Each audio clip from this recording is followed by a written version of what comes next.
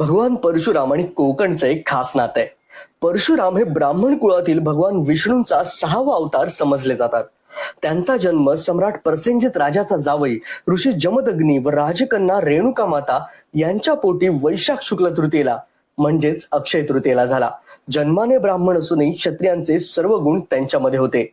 भगवान शंकरांकडून त्यांनी परशु हे शस्त्र घेतलं आणि अनेक विद्याही आत्मसात केल्या.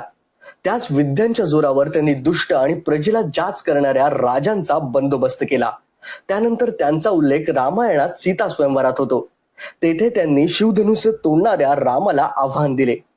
मात्र राग शांत झाल्यावर त्यांनी रामाला आपल्याकडील धनुष्य भेट दिले आणि विद्याही दिली.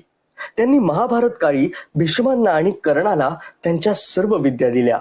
असे मानले जाते की कोकणच्या भूप्रदेशाची निर्मिती परशुरामांनी समुद्र 400 योजने मागे हटवून केली होती.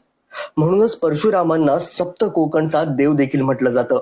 संबंध भारतात समुद्रालगतच्या राज्यांमध्ये ही कथा सांगितली आणि ऐकली जाते. त्यामुळे संपूर्ण भारतात परशुराम क्षेत्र प्रसिद्ध आहेत. परशुराम हे विष्णूच्या दशावतारांमधील एक अवतार आहेत.